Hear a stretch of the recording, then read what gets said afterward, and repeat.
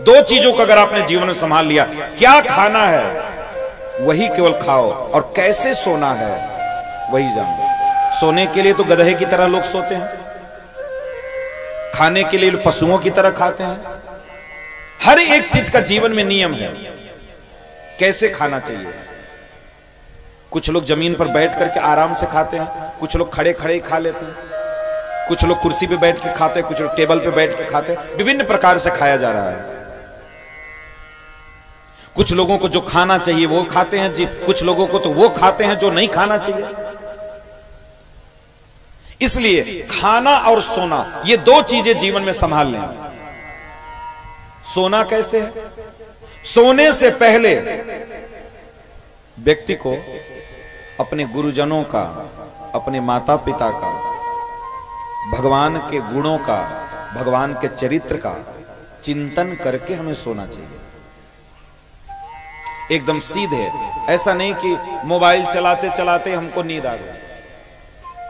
आजकल तो ऐसा ही हो रहा है, क्योंकि आजकल तो सोते मोबाइल और जगते मोबाइल।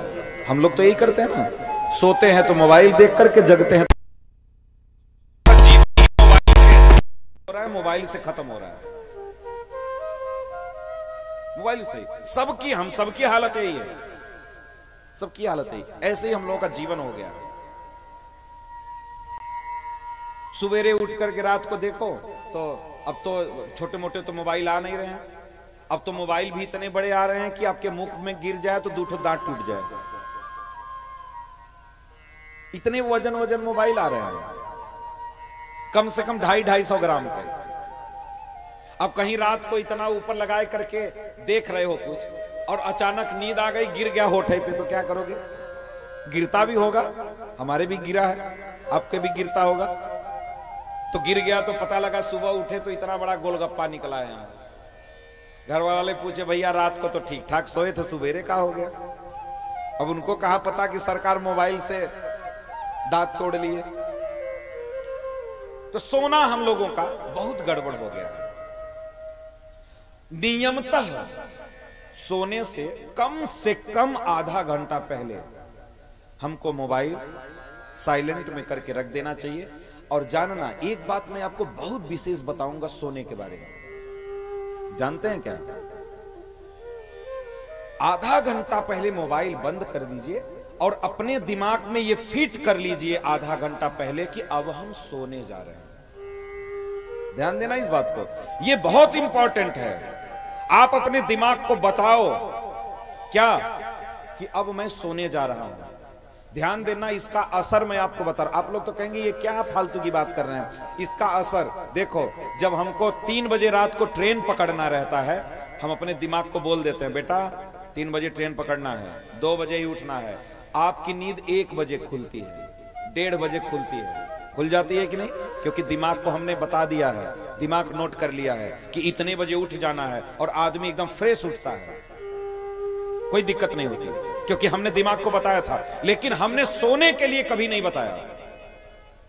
इसलिए आधा घंटा पहले अपने दिमाग को बताओ कब हम सोने जा रहे हैं। मैं जो कह रहा हूं, आप ऐसा करके देखना, आपको इतनी अच्छी नींद आएगी कि मैं क्या बताऊं।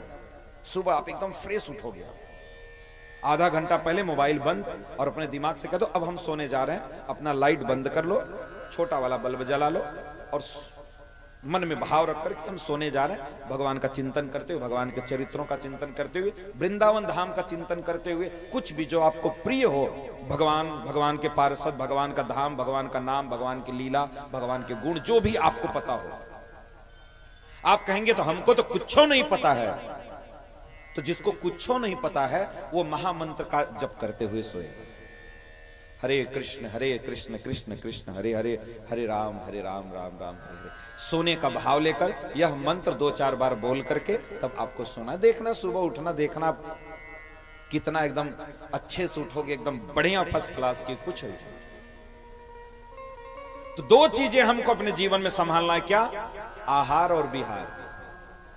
ये 2 चीज ठीक कर लो अपने जीवन में, जीवन ही पूरा बदल जाएगा, जीवन ही पूरा सुधर जाएगा, एकदम परिवर्तित हो जाएगा।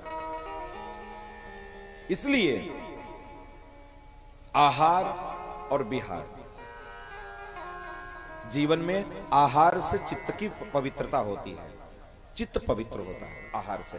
इसलिए हमारे आचार्यों ने भोजन पर, प्रसाद पर, आहार पर बहुत जोर दिया, बहुत जोर दिया कि आपको क्या खाना है और क्या नहीं खाना है। भजन से पहले भोजन ही आता है।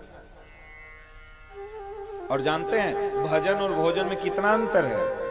भजन और भोजन में केवल एक मात्रा का अंतर है। अब बंगला तो हम नहीं जानते, लेकिन हिंदी जानते हैं, तो हिंदी में हम मात्रा बता सकते हैं। अब बंगला में एक ही मात्रा होता है कि दो मात्रा? एक ही मात्रा बंगला में, एक मात्रा। तो एक ही मात्रा का अंतर होता है, भजन भोजन, केवल एक मात्रा का अंतर क्यों है? भजन में कोई मात्रा नहीं है। भजन आप अनलिमिटेड करो, कोई दिक्कत होने वाली नहीं है। अनलिमिटेड, जितना कर सको उतना करो।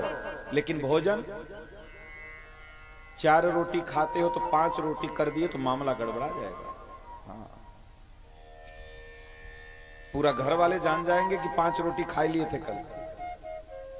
इसलिए भोजन हमेशा लिमिट में होना चाहिए, मात्रा में। एक मात्रा निर्धारित है कि आपको इतना ही खाना चाहिए, एक औसत में। लेकिन भोजन अनलिमिटेड, भजन अनलिमिटेड, जितना आप कर पाओ उतना करो, जितना कर पाओ। इसलिए हमेशा 84 लाख योनियों में 4 लाख प्रकार के जीव हैं। उन 4 लाख प्रकार जीवों में आप श्रेष्ठ स्तर पर पहुंचने का प्रयास करो। थोड़ा ऊपर अपने आप को उठाओ, अपनी मानसिकता को थोड़ा सा ऊपर उठाओ, थोड़ा सा आगे बढ़ने का प्रयास करो। हम तो यही कहेंगे, और गारंटी है आज नहीं बढ़े तो कल बढ़ना पड़ेगा, इस जन्म में नहीं बढ़े तो अगले जन्म में बढ़ना पड़ेगा। लेकिन बिना बढ़े किसी का कल्याण नहीं हुआ। बिना भजन किए किसी का कल्याण हुआ क्या आज तक? किसी का नहीं हुआ। साधु मार्ग का बिना अवलंबन किए इस संसार में किसी का भी कल्याण नहीं हुआ है, किसी का कल्याण नहीं हुआ। आप चाहे कुछ भी कर लीजिए। अरे पृथु महाराज के चरित्र को आप देखिए,